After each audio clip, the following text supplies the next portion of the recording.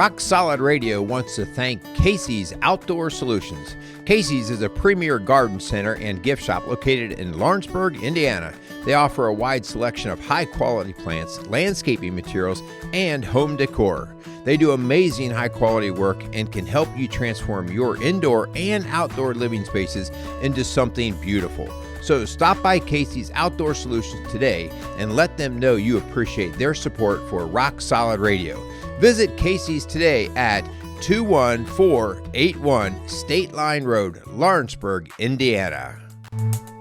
Welcome to Rock Solid Radio. I'm Linda Hutchinson, the Executive Director of Rock Solid Families, and I am here with my husband, hubby. How you doing today, babe? I'm doing well. Thanks for asking. How are you doing? I'm a little nervous. Why would you be a little nervous? About what? Because we're talking about a topic that honestly you actually, this was the one class that you scored better than I in college. Oh, honey.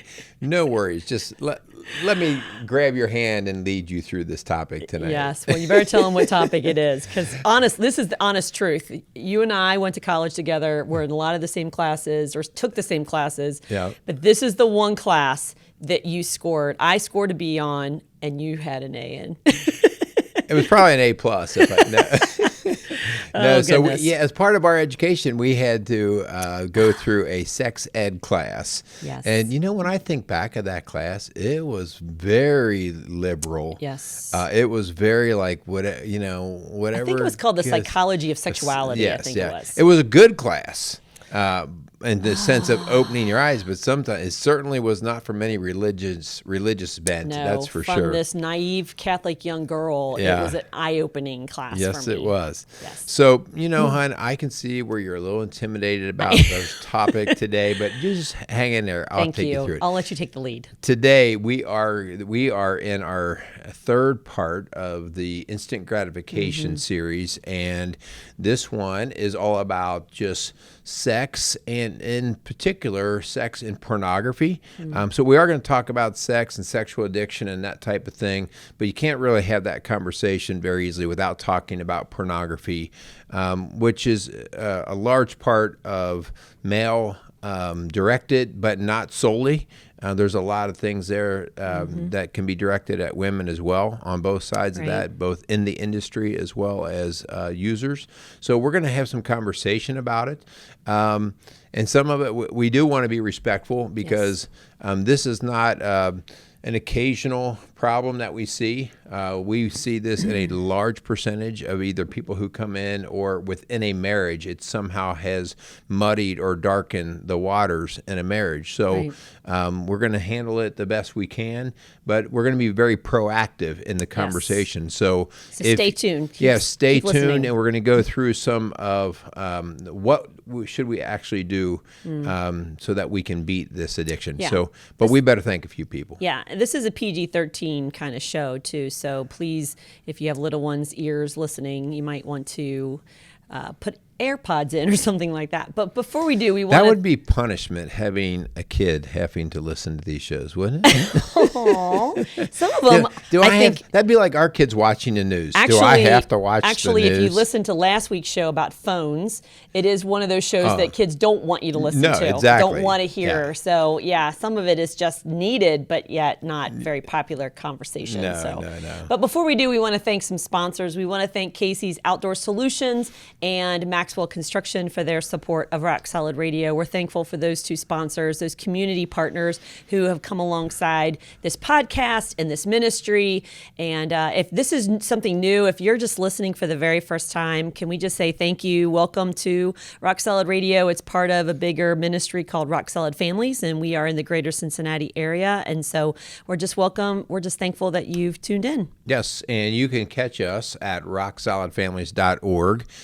Go onto our web page. You can check out what we do in terms of all the shows, but also any articles that we're writing or have written, and just other tips and resources that we come into that we think would be valuable to our family. So check us out at rocksolidfamilies.org.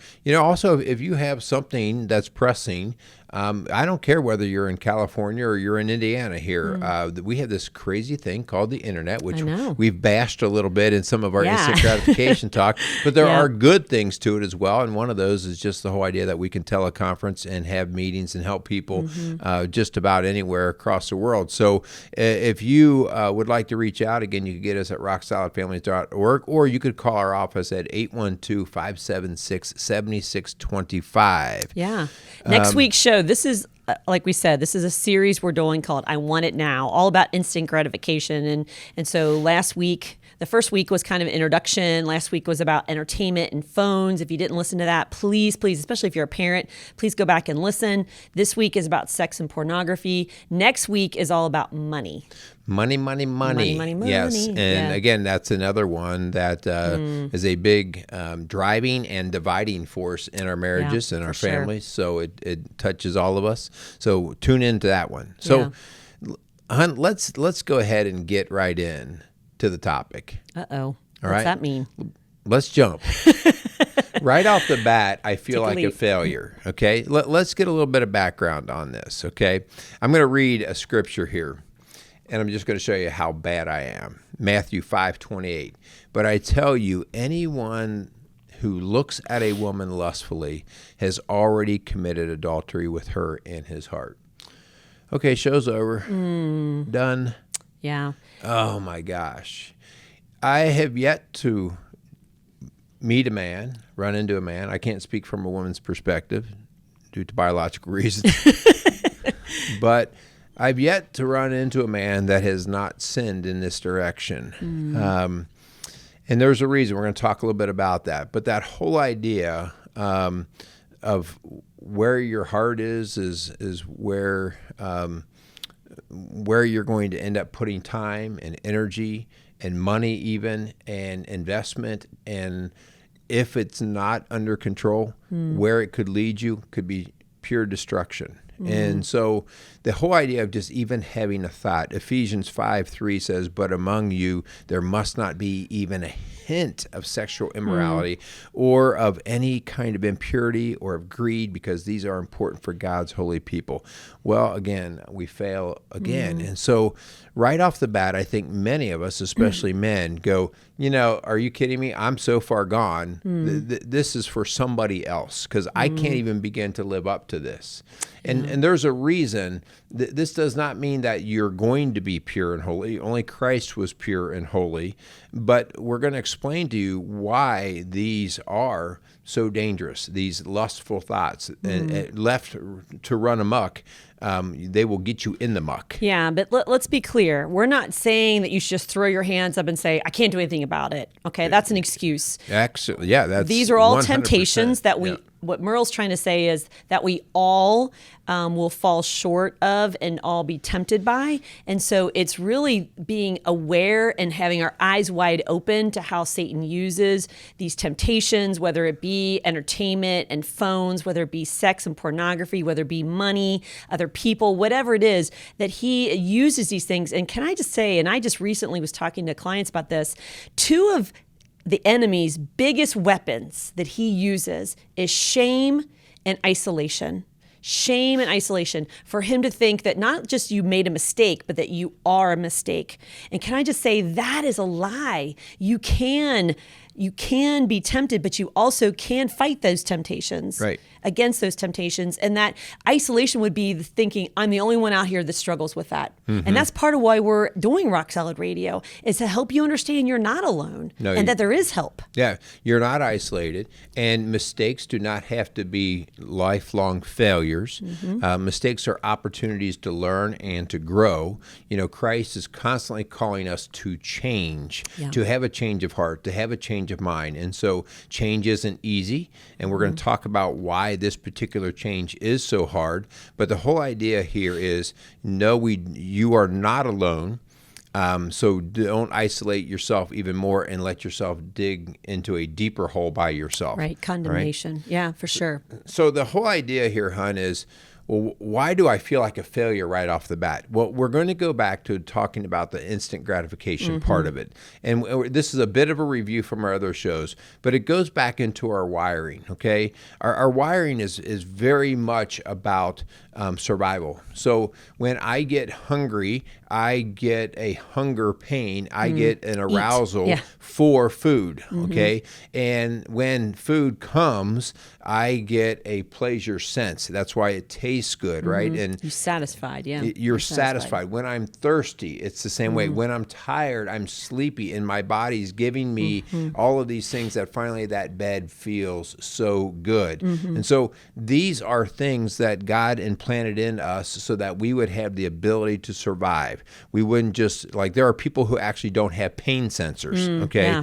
And that's actually a very dangerous thing because they lack survival mechanisms to keep them safe, and they can do crazy, stupid things that hurt you and I. Like put their hand in a fire. Like and that hurts. Yeah, and so one of the things that we are set for getting an arousal out of or a good feeling out of is a drive for sex or procreation. You know, the end goal for sex from a biological standpoint, from God's intention, is procreation. Well, even beyond God's creation, because God also intends it to be good, to be pleasing. But from just a biological perspective, it's how you keep the species going. That's true. Yeah. Okay, and so we need each other. We do need each other, and our species needs us. So stripping it down to a basic level, it is wired to our dopamine biochemistry. And knowing what we talked about last time, when you get the arousal or when you get stimulated from any kind of sexual thought or any kind of sexual imagery, the next thing you know, you have the feel good in your mind. And the desire. And that is something you would like to repeat. And so it is something that you start to seek. And that's not bad. So one thing is we in have the to right be, context. We have to be very careful about saying, oh, that's a terrible thing. And that's from the get-go, you know, when we talk about anyone who even has a lustful thought. Well, you know, the lustful thought is when you've taken it to, you're going to put it into action, when you're actually fantasizing something that is not yours and in marriage, okay? So let's talk a little bit about how we are going to then, or what it does when we let it run amok. Yeah, okay? that's the key. You know, I've worked with a lot of, this is not usually a woman topic. You're leading the way here because you see more men in your office dealing with this and the side effects of how it handles or affects the woman, right? But women come in and say the same thing about food or about alcohol, you know, like those things, for instance, food, we still need food to survive. And so how do you keep that in check and not, you know, go to it for emotional satisfaction or for you to have that, when you're stressed out, a lot of women will stress eat, you know, but we still need food. So how do we keep that in check in a healthy way? We're saying that same thing about sex. How do we keep the marriage bed pure and sex in the proper place that God has intended it to be, to procreate and to satisfy us sexually in a marriage atmosphere and environment? Right. So a question might be, it's natural, so what's the big deal? Why don't we just let it run? Why are we always trying to stifle it? And we want to be very clear here. We're only trying to stifle it outside of marriage, outside of God's way. And the reason for that is when it's done in man's way and not God's way, the statistics are overwhelming, okay? The porn industry is the largest money-making industry across the earth. Okay, I mean, it is huge. They make more money than NFL football, the NBA, Major League Baseball, all of those combined. Right? They crazy. Yeah, the idea that it is not just a single country problem; it is a global problem, and things from human trafficking come out of it. Exploitation of people. So you might think it's very innocent for you to sit and watch on your computer somebody having sex, but the back street story to that, the black market, probably came at the expense and on the shoulders of people who were being forced into situations, either through intimidation, through money, through drugs that made it a very dark place for them to be. I'm glad you brought that up, hun, because in a couple of weeks, we're actually going to have a guest that works in the industry of the human trafficking and our girls who are being kind of pulled into this. And it's crazy. It's crazy how local and how around us it is. And part of this is this porn industry. You know, what is the thing? It says every second of the day, there are over 30 million unique visitors viewing porn every second. You know, and you mentioned it's the largest, fastest growing industry in the world, $97 billion, with the U.S. coming in at over $10 billion a year just in porn. Like, people, if you're saying, oh, that's not around us, you're crazy. It's coming across the phone of the person sitting right next to you. And that is something that we have got to get a handle on, because it's consuming our young people and our old people, and it's destroying marriages and families. Right. You know, we even rationalize it by, well, it's just another adult woman. Well, no, it's not. So it is into underage girls. It is into even small children. It is into even babies. All right. So it is disgusting and sick. Yeah. And it's the sickness permeates in all kinds of different areas, especially when we can tie dopamine and money. Yes. Okay, when I can get stimulation, when I can get somebody have a point of arousal and I can attach money to it, wow, it starts to feed itself like fire. So there's no wonder why it is such a money-making industry. And as a parent, please do not bury your head in the sand. Your kids have the availability to have it pop up on their phone without even them searching for it. And if you're not putting some kind of filters or some kind of monitoring on your child's phone and what they're looking at and what can get into their phone or onto the website, you know, you're kind of ignoring the fact that it's right in front of us. It's available at a fingertip of every child. Hun, let's just talk about within the marriage. Okay, so let's say we've got somebody who is married, and we're talking about maybe a guy here who he's married, he's looking at pornography, and his wife either knows or she finds out that he's looking at pornography. Okay, I know lots and lots and lots of men in that situation. Okay. You know women who have also either know or have found out that their husband has been looking at pornography and seeking it out. Tell me how the ladies respond to you.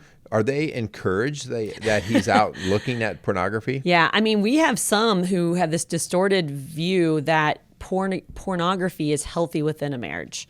And I'm just telling you, it's not. Even if you're viewing it together, there is an unrealistic attachment that these men get, mostly men, from the view of what they're seeing, okay? And even if you're trying to reenact it or, you know, mimic it, all of a sudden these women feel like, I'm not good enough, or I can't live up to that, or I don't look like that. And so it shames them and it really demeans that relationship. So please, even if the two of you have said that you're okay with this, please hear us. It is not okay. And it's not healthy for your marriage and the future of your marriage and the health of your marriage. Right.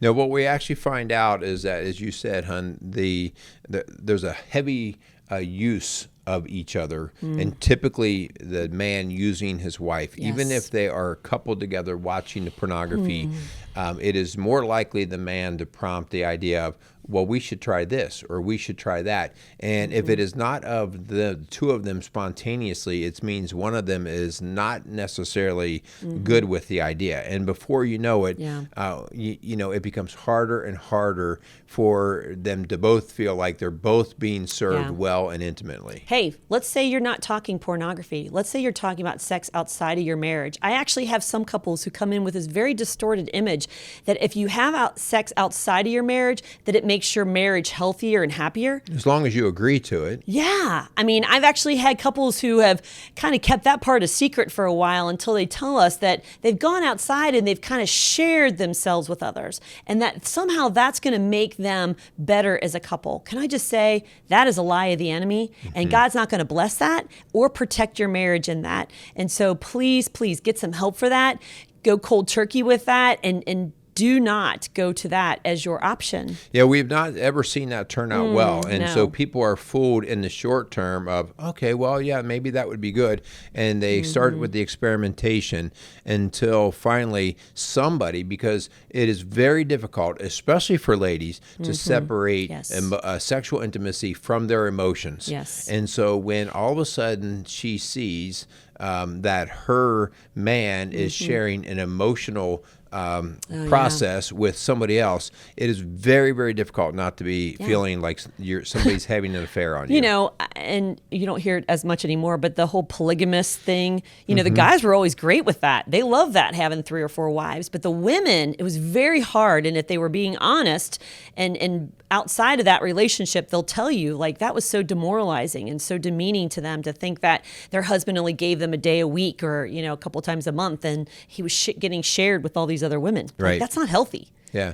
The bottom line, guys, is there's a reason why God made sexual intimacy a purity between husband and wife, because it gets really messy otherwise. Yeah. And it involves people getting hurt. Yeah. And so sin is whenever we go against God's nature. God knows how his nature works and how to preserve it for the long haul and for many generations to come. Yeah. And so when we go outside of it, people get hurt. And this is just another way that when we dabble in these experiences, we are going to get hurt or hurt somebody. Yeah. So let's talk about some practical things. Even get a piece of paper out. Let's talk about what can we do as a husband and wife, or a man or a woman who's dealing with some kind of sexual addiction, pornography, sex outside the marriage. Maybe you've had an affair. Let's talk about what to do to save the marriage and create a healthy environment for you to grow. Right. So what I did is, mostly because more of this comes in from my side in terms of helping men deal with the addictive side of the pornography or sexual attraction. And so, you know, we're faith-based, and so we're certainly always talking about doing things God's way. We're certainly always involving prayer. But like everything, prayer is not the sole answer. It takes work. Yeah. It takes a very Action. concentrated bit of action to focus what you're going to do. So I actually put together the steps that I use to help men walk through this. And they're not necessarily in the exact order, just depending on where somebody is and their experience that they're having. But they're in a pretty close sequence of, okay, so then we want to start rolling into this next place, okay? Yeah. So the first thing, they've come to me, all right, with this challenge. And so the very first thing is they're doing the right thing, typically, if they've gotten to this point, because there's a level of admission. Yeah. Okay? We have to admit, this is not working well for me. Yeah. Okay? Whether I'm feeling shame, whether I'm being shamed, whether my marriage is splitting up, whether it's taking too much time, whether I'm getting in trouble, whatever it is, I have to admit that there's a bad reality here. Yeah. Okay. And that means involving someone else. You know, yes, confess before God. God already knows, but confessing it is good for the soul. It also brings that darkness into the light. And now Satan has no longer a hold on you, but he is also wanting you to confess it to someone else. I'm not saying you have to go on a public service announcement, you know, like from the pulpit at church, or, you know, get on Facebook. Guess what? On the intercom at work. But we're saying somebody, a trusted pastor, a counselor, a spouse, you need to confess this so that Satan no longer can play and have havoc on you. Right. And hon, I stress that it is confidential. And the reason why it's confidential, if it only involves you, then I don't really care if you want to shout it from the mountaintops. But it's most likely involving other people you're close to. And so for the sake of protecting them, you do this in confidence. You weigh who you're going to tell it to, whether it is the actual person that you offended or whether it is a pastor or priest.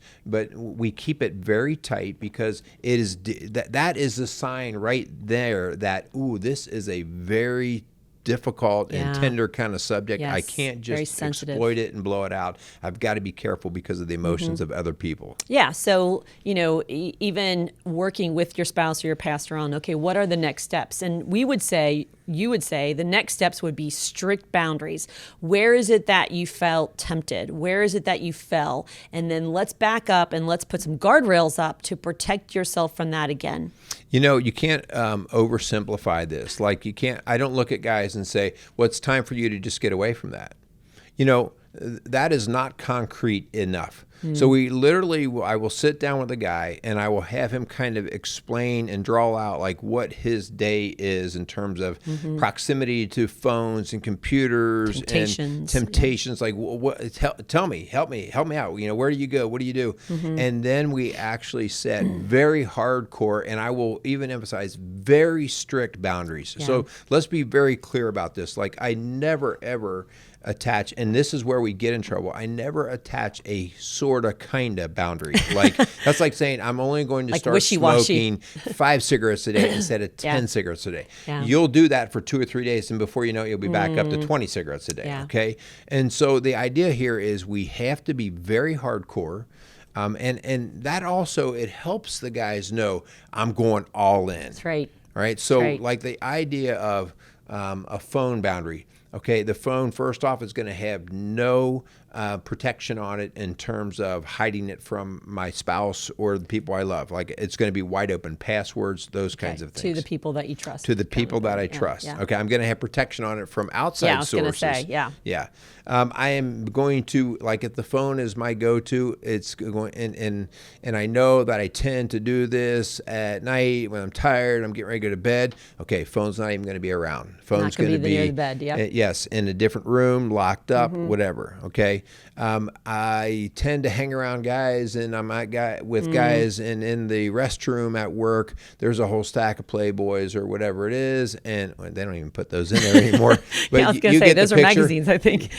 You get the picture. Yeah. But the idea of I'm saturated or surrounded by it, I'm going to change that. Okay? Or you hang out with these people and we all get drunk, and then all of a sudden, before you know it, I'm leaving the bar with a girl. Like, you've got to say, I'm not going to that bar anymore. I'm not going to drink with those guys anymore. Like, you've got to run as far away as you can. And there's some humility in this to say, like, I'm going to humble myself and admit that I am not good if I go to the bar. Right.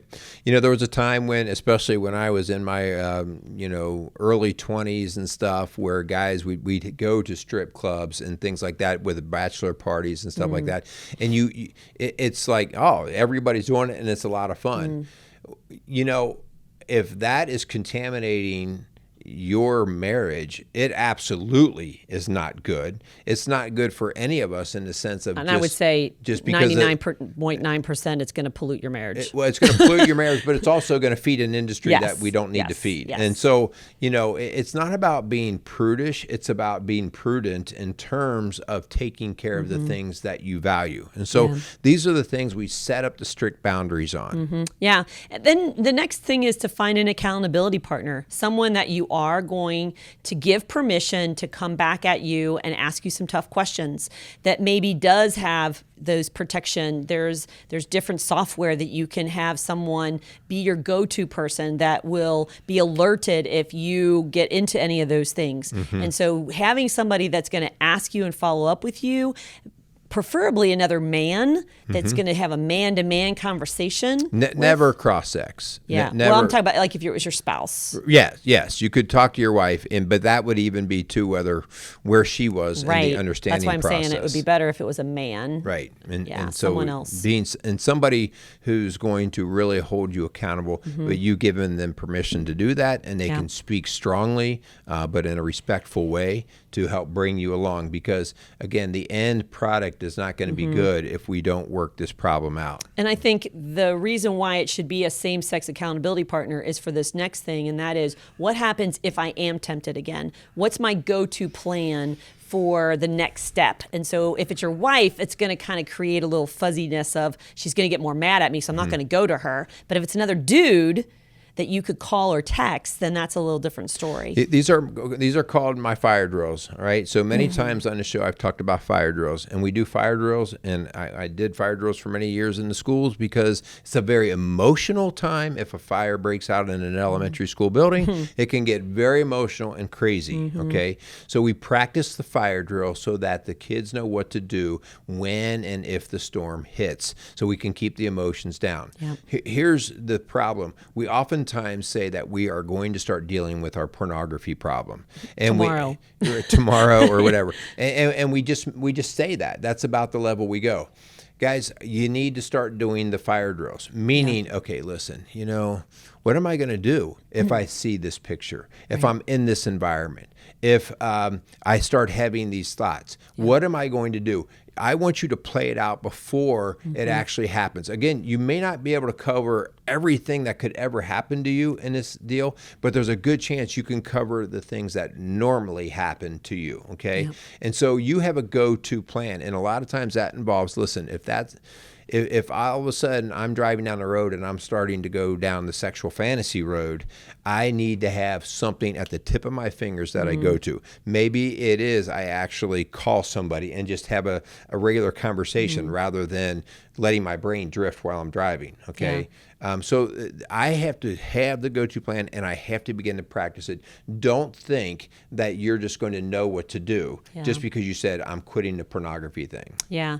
And then bring God into this conversation, solicit his help. He is where our strength comes from, and the Holy Spirit is there to help you. And so, you call it flare prayer. Flare prayer. You got to have a flare prayer. So a flare prayer, actually, one of my guys, we were working together, and I talked about the idea of, if we truly believe in the power of the Holy Spirit, and that we can surrender to the Holy Spirit, and the Holy Spirit can be invited into our heart and come in and work for us and intercede for us, then when you are in the middle of having some thought, or you're being directed towards something in the pornography line or something that's not going to be good for your marriage, to instantly let that be a trigger that you go to prayer. In the name of the Holy Spirit, please, Lord, help me. I need Satan. Yes, protect me here.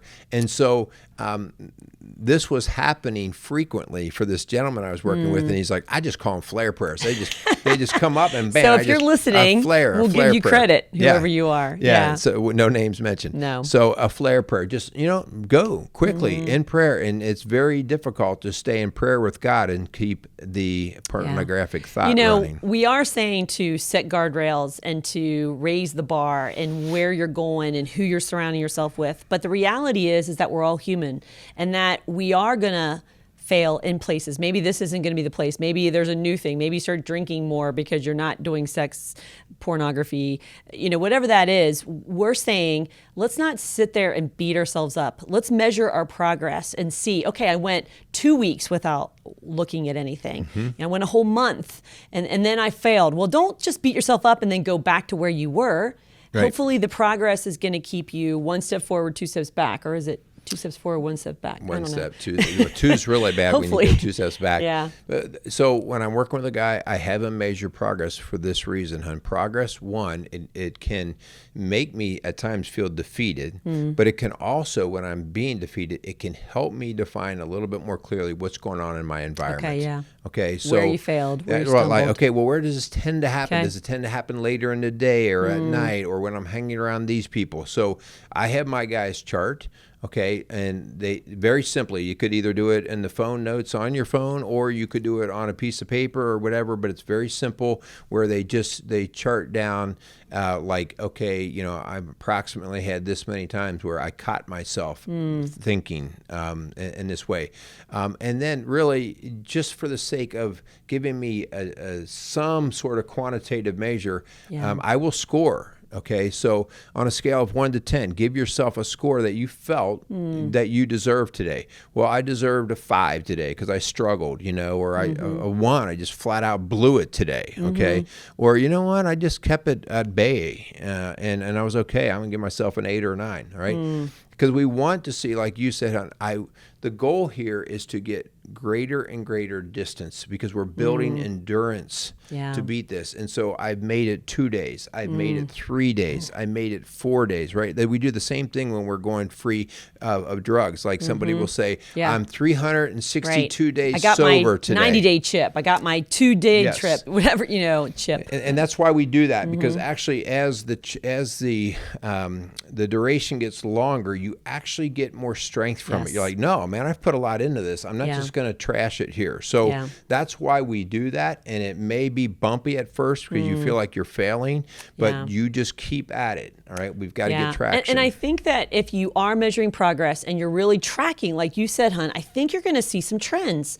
And maybe you were in denial, or maybe you were blinded by the idea that it is this certain place, or it is this certain time, or it is this certain people that drags you into that temptation, that you're just going to say, no, I'm not even going into that bar. I'm not even going to hang out with that person. I'm not even going to open that page up on the web. We just learn, but sometimes we're just so blinded by it. We need a little bit of outside perspective. I will always find a trend. When I'm working with guys, I always will find a trend. It'll be either a time of day. It'll be, whether they are drinking is involved or something along that line. It'll be maybe during a very stressful time. But depending on the man, I will find a trend. And when we locate the trend, then we will say, okay, so this is what we need to do. Like if it's when you're really tired and you're going to bed at night, we've got to change that setup, okay, so that we can safeguard the opportunity for Satan to knock on your door. Yeah. Remember what I said, the two biggest tactics of the enemy, shame and isolation. And so your next step for your men is don't be in isolation. Find a support group. Find other men that you can have around you, not just maybe one accountability partner, but a group of men, like-minded followers of Christ that would not just shame you and, or join you, but hold you accountable and encourage you to do things that are going to be healthy and safe for your family and for you. Right. And part of the problem with just coming like to me as the coach, I'm typically in a situation like this, I'm maybe like 1 hour a week, okay? And so we've got all these other hours. And so we want to build the support staff around you with people that we trust. And so other support groups, other good friends that are kind of speaking into your life in a good way. That's why we want that support. Yeah. So as we wrap up, we want to create this challenge for you. And part of that is for you to open your eyes to the fact that this is a spiritual battle for your mind, your heart, your life, your family, your marriage, whatever situation, your work. Sometimes people are putting at risk their jobs because of this addiction or this attraction, this temptation, this instant gratification that's keeping them from doing what they're supposed to do. Right. This is a spiritual battle. Yes, it is a battle. Satan wants nothing more. He loves when our families fall apart. He loves when we are stressed and anxious and all of these things due to the things that we sin with. So make no mistake about it, this is a spiritual battle. And because it involves such a fleshly desire that is so powerful, it's easy. And so it's basic. An easy mark. Yeah. It's an easy mark. And like I told you at the beginning of the show, I've yet to meet a man that hasn't had a level of challenge here, okay? And so let's just be real about it. Let's, hun, you and I talk about it. There's a whole nother section about this, like meeting each other's needs, and and we've done shows on. It's not my wife's job to keep me out of pornography, but she does need to know what level of intimacy that I desire, and I need to know what she desires, and we've got to work that balance. And one dangerous things that we don't want to do is seeing sexual intimacy used as a leverage or tool, because it doesn't end well for either one of you. All right? Yeah, ladies, especially we're talking to you, you cannot hold your body hostage and expect your husband to respond. I would get help, but because, we need each other. We need each other as husband and wife, sexually, physically, emotionally, spiritually. And so I want you to be healthy, okay? Don't just isolate and shame your partner into changing. That's not how God works. It's through compassion and empathy, but accountability and healthiness that he's going to grow your marriage and your family. Yeah. Yeah, so we don't minimize the problem, No. but we do work through the problem Together. All right. So listen, we hope that this show is helpful. This is something that that I do deal with very frequently. If you're struggling, your husband or boyfriend is struggling with this, please reach out. I mean, this is a conversation that obviously we handle it very one-on-one fashion in a very customized way to meet the needs. In a very confidential way. Very confidential way. So please reach out. So, hey, we're going to wrap things up. We want to thank Maxwell Construction and Casey's Outdoor Solutions for continuing to help us get good programming like this out and about. Please help us share it. Give us a 5-star rating. Share it with your friends. And just come alongside of us and continue to help us doing what we do. Yeah, thank you so much for listening to Rock Solid Radio, building a stronger community, one family at a time. Make it a great day.